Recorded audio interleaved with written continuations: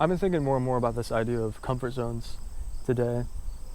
I think that when you're feeling uncomfortable because you know you do need to get outside of your comfort zone, or maybe the thing you want, or the thing you need to get better at, is at the edge of your comfort zone, you often feel like it's going to be this long and arduous process. It's going to take a lot of effort on your behalf. And I'm finding you're just wrong a lot of the times because, I guess the whole point of a comfort zone is that there's sort of an edge to your experience and the things that you are familiar with.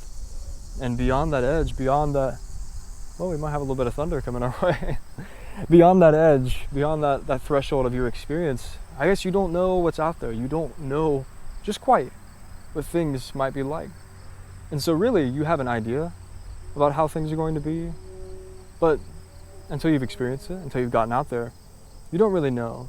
And I'm finding that the more and more practice you become at expanding your comfort zone, you start to realize just how wildly off your own idea of the world can be compared to what the world does end up being like. And I'm not just talking about adventure, I'm just talking about, let's just say getting in front of a camera and making a video like this. Like, if you've never done it before, you imagine that there's this whole process, or what it must look like, all the things you're going to have to get good at in order to make it possible.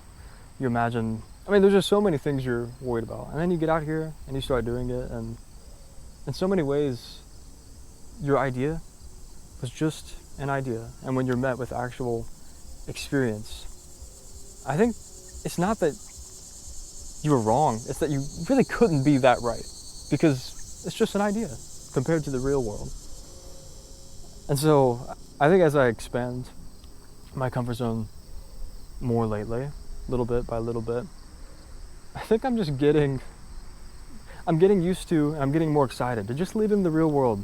And I'm starting to catch myself in these moments where I know that in the past I really would have been living in this idea of the world, fighting ghosts in a way, being afraid of things that I don't need to be afraid of, or worrying about things that will never happen, all from a perspective that I wouldn't have if I simply just took the first step, And that's been a really enriching experience in my life. I'm not a parent yet, but I think about my parents a lot, and I'm their son. It's so interesting that, at least for myself, I have people in my life that really believe in me, like really believe that I can figure things out, that I can figure life out, and that I'm gonna be okay. And I think as a kid, you're growing up, and this isn't everyone's situation, I'm aware, but so your parents believe in you, and I think you sort of treat that as like, well, yeah, they're my parents. Of course, mom is gonna believe in me. She's my mom. Of course, dad thinks I can do it. He's my dad, right?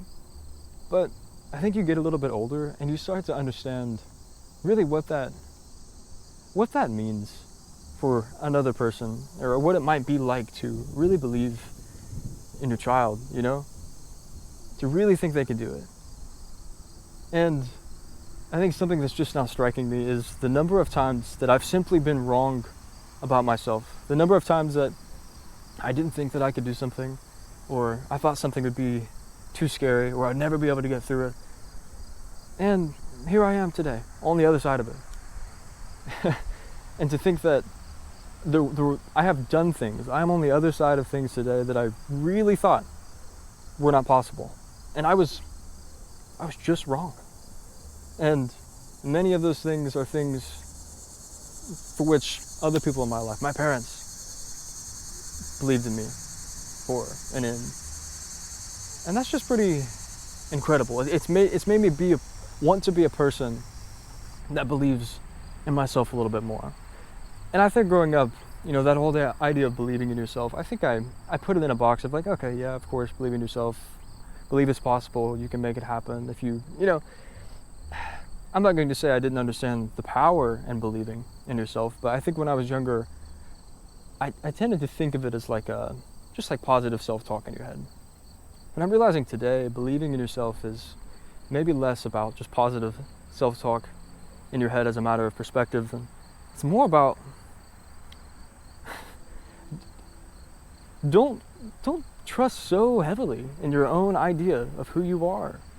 Why are you putting so much faith in this idea of who you are? Maybe you could surprise yourself. Maybe you could be wrong about yourself. Maybe you can do things that you didn't think you could do. Maybe you can reach heights you didn't think you could reach. And that's not so much about this just positive, go-get-em attitude. And it's more about, I think, humility, a willingness to live in a world where you are not the final expert on yourself. I think it's the humility and the willingness to live in a world where you could be wrong about you.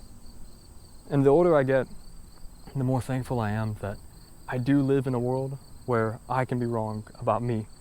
I mean, thank goodness I am not my best idea of who I am. Thank goodness I'm capable of being more than simply the things I think that I am. That's really a gift that I've spent most of my life walking right over. So, I guess I'll wrap things up right there. Learning to believe in myself, get outside of my comfort zone, and you know what? It's just more fun. It's just more fun. Maybe in closing, I'll share one more story. I think it was either Cedar Point or Kings Island roller coaster, amusement park. I was there, I believe I was 7 years old, so around kindergarten, first grade, I was there with my family, and I spent the day, I remember, with my dad a lot. And he was trying to get me to get on the Vortex, this huge roller coaster when you're 7 years old. And I was terrified. And to be honest, I spent that whole day walking around the park terrified that somehow he was going to talk me into getting on the coaster. So I really had my guard up because I didn't want to get on it. I was terrified of it. And I don't think I would have been so afraid if I knew that there was no chance at all that I was getting on the coaster. But I think there was some part of me that knew maybe my dad could get me to go on that. I was terrified. And you know what happened?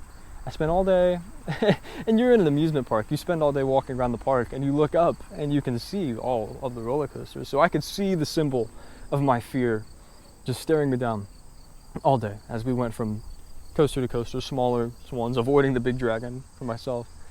And the park was closing. I remember the sun was going down, and there it happened. Dad talked me into it. I forget what kind of tactics he used, but eventually I found myself in line for this coaster, and admittedly the line was maybe shorter than it should have been because it was towards the end of the day. I remember getting on that thing and having the time of my life. Like it was incredible. And I got off that roller coaster and my heart sank because I had so much fun, and had I ridden that coaster at the start of the day, I would have ridden it again, and that would have opened up my whole experience there because I wouldn't have spent my whole time at an amusement park being afraid. I would have spent my whole time at an amusement park being amused. And I really I was like 7 years old. That lesson really stuck with me. I waited all day being afraid of something, and in the very end I still ended up doing the thing that I was afraid of, and it was okay. That really stuck with me, and I'm realizing more and more now in life, oftentimes we put things off out of fear. Oftentimes we put things off for a number of reasons, and sometimes we end up doing them anyways. Sometimes we spend a long time being afraid and then end up finding our courage. So why not find your courage now? Especially if you know you're going to find your courage later. And the older I get, the more and more that's really the kind of person that I want to be.